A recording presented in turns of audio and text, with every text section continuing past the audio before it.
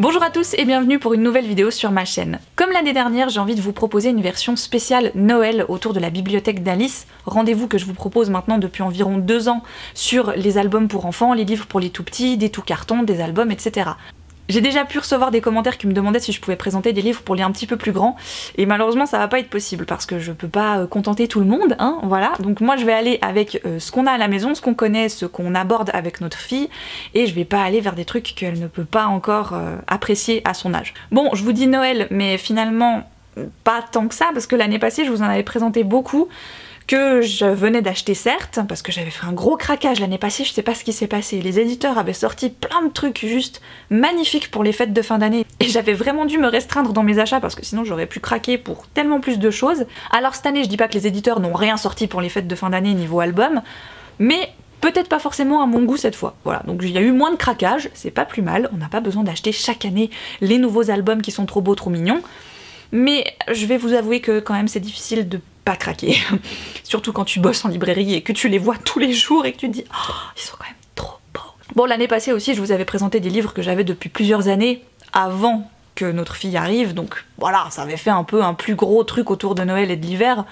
Cette année, on va y aller tranquille, voilà. Pour resituer un petit peu au niveau des âges, notre fille a aujourd'hui 2 ans, on a donc la possibilité de pouvoir lui lire des histoires un peu plus longue, elle tient le coup, elle en demande même plusieurs d'affilée, c'est elle qui les demande, donc on va les lui lire avec plaisir. On pensait d'abord, vous savez, instaurer le rituel du dodo, etc. On lit une petite histoire avant de se coucher. On est passé de 1 à 3 histoires, sans trop savoir comment. Ils sont quand même super doués ces gamins, hein. Ils savent comment t'emberlificoter, genre non, non, encore une, machin, machin. Que voulez-vous, je suis faible, j'adore lui lire des histoires, donc je vais pas, hein, voilà, je craque, c'est normal. Je préfère 1000 fois lui lire des histoires que d'autres choses, hein. Du coup, dans cette vidéo, il n'y aura pas que des livres autour de l'hiver et de Noël, il y a aussi 2 coups de cœur à Alice qu'elle nous demande continuellement depuis des semaines, donc voilà. Et le premier coup de cœur, c'est Patouche de Rachel Bright et James Field, une traduction qui est parue en français aux éditions Gauthier Langros. Je l'ai déjà depuis pas mal de temps et c'est actuellement, donc cette année, que Alice a vraiment porté un intérêt à cet album, ce que je peux comprendre, hein. Franchement, mon avis de maman, c'est purement perso, voilà. J'aime beaucoup cette histoire. Je la trouve à la fois très drôle, les images sont super belles, j'adore les couleurs, bon, ça se passe en automne, forcément que je vais aimer, voilà, mais je trouve que, je sais pas, il y a un truc dans les couleurs des arbres, etc. qui est vraiment super joli. J'aime beaucoup le coup de crayon, l'histoire est vraiment sympa. Relax Max a un petit peu des soucis à se faire vu qu'on est à la fin de l'été et début de l'automne et que tous les animaux commencent à préparer leurs provisions, même mieux, à finaliser leurs provisions. Sauf que lui, nada, que dalle, niet, il a rien du tout dans ses placards. La forêt est déjà complètement rasée de toute provision vu que tous les animaux s'y sont pris 1000 fois plus à l'avance que lui. Sauf qu'il arrive à trouver sur une branche une pomme de pin qui reste là, par contre c'est quel miracle. Et il se dit c'est bon, grâce à cette seule et unique pomme de pin, je vais tenir tout l'hiver. Non mais franchement, elle est où la logique là? Bon, bref, c'est un album pour enfants, c'est beau, c'est mignon, c'est possible. Sauf que en parallèle, il y a Simon le roi des provisions, qui, comme son nom l'indique, et le roi des provisions, donc lui, son arbre à lui, il est déjà rempli à ras-bord de provisions, il a plus besoin de s'en faire, mais il en est sûr, il regarde son listing encore une fois, son tableau Excel, ce que vous voulez, il lui manque une pomme de pin. Comme par hasard. Bien sûr qu'à la fin, on a une jolie morale, de belles valeurs qui sont mises en avant, le partage, l'entraide, etc. Avec un côté quand même très humoristique, donc moi j'ai plutôt apprécié, j'aime beaucoup lire cette histoire parce qu'il y a plein de petits moments rigolos avec des petits bruitages qu'on peut faire avec les enfants.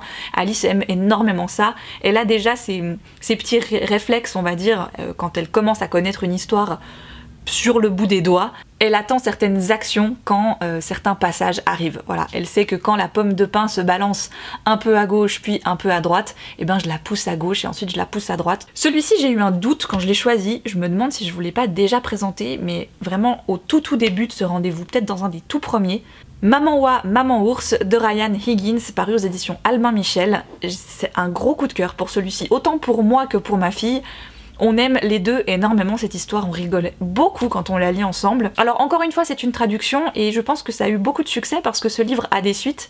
Non, il y a eu Bienvenue chez Maman Ours et Maman Ours déménage, donc je les aime un petit peu moins, les 2 suites, je les trouve drôles, mais en fait la surprise était assez énorme quand j'ai découvert celui-ci, du coup ça reste mon préféré. parce que c'est un livre qui va se lire à deux niveaux. Vous avez le niveau de l'enfant qui va suivre une histoire lambda en fait, et il y a le degré parent qui va avoir lui aussi le droit de rire un petit peu dans cet album. Donc Michel est un ours qui n'aime pas grand chose, qui est assez ronchon et qui aime par contre énormément manger des œufs. Mais attention, pas comme n'importe quel ours. Michel lui va sur internet et trouve des recettes un peu classe quoi, tu vois. Donc il a trouvé une recette de doigts durs sauce saumon miel. Il se dit super génial, j'ai envie de goûter ça. Il commence à aller faire ses emplettes dans la forêt. Sauf qu'au moment où il rentre avec les œufs d'oie, les œufs vont éclore dans sa casserole. Moment de stupéfaction quand même, Michel est en train de se transformer en maman oie, vu que les petits oisons, les bébés oies, le prennent pour leur mère quoi. Voilà. Donc il est un peu embêté, hein, vu que lui il s'attendait quand même à manger des œufs d'oie, ben là il se retrouve avec 4 oisons qu'il va devoir élever comme il peut parce qu'il n'arrive pas à s'en débarrasser. Je ne sais pas exactement ce que Alice a développé avec les bébés oies, mais ça doit faire partie de ses animaux préférés. Parce que quand je lui propose de lire une histoire, automatiquement on se retrouve avec un bébé oie. Voilà, les bébés oies. On glisse gentiment vers l'hiver avec Qui se cache dans la forêt chez Bayard Jeunesse. C'est un livre que j'ai acheté à la base parce qu'il devait remplacer un autre livre où on avait perdu toutes les pièces. Je vous explique. J'avais reçu de la part des éditions Lito un livre puzzle où en fait vous avez les pièces à l'intérieur que vous pouvez enlever et remettre. C'est hyper pratique parce que typiquement quand vous allez au restaurant ou que vous allez dans un train ou réunion de famille, enfin bref, vous vous dites il va falloir que notre enfant puisse jouer avec ce qu'il aura à disposition, et bien avoir un livre avec des pièces de puzzle à l'intérieur, c'est quand même le combo idéal. On aimait énormément le principe, sauf que bon bah voilà, celui de Lito, on a perdu toutes les pièces au bout d'un moment, tant pis.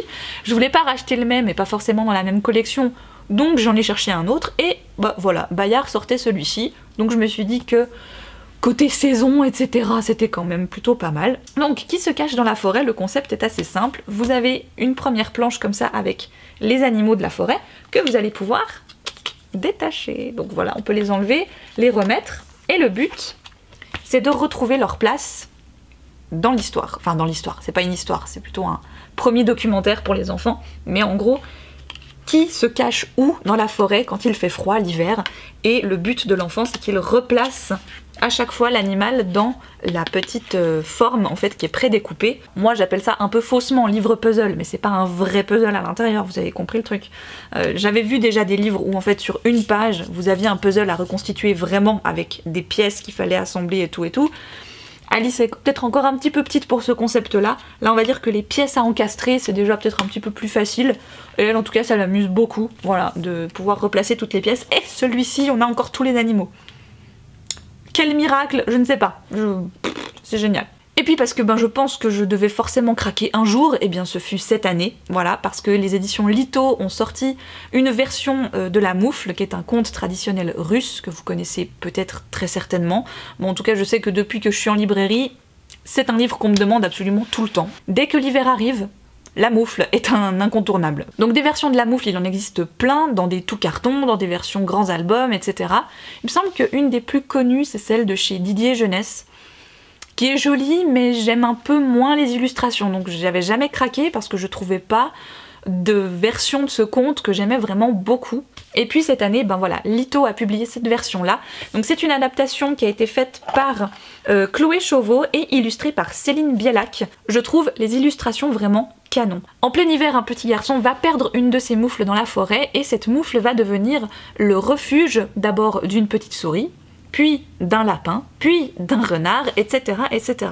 Donc en gros, la moufle va accueillir de plus en plus d'animaux pour finir par, vous imaginez bien, ne plus pouvoir contenir tous ces animaux et donc exploser.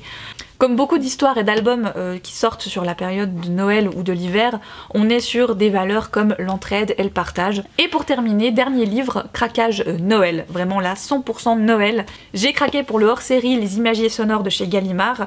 Les classiques, c'est les plus petits, carrés, avec les puces, les enfants appuient, ça fait des bruits, des sons ou des musiques, on en a bientôt 4 ou 5 quand même à la maison.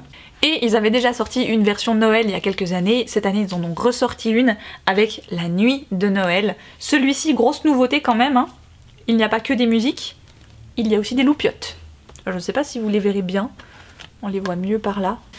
Alors celui-ci, l'avantage que je lui trouvais, contrairement aux autres imagiers sonores où c'est que des imagiers, donc du coup il y a un mot, la musique, l'image et c'est tout, ou le son.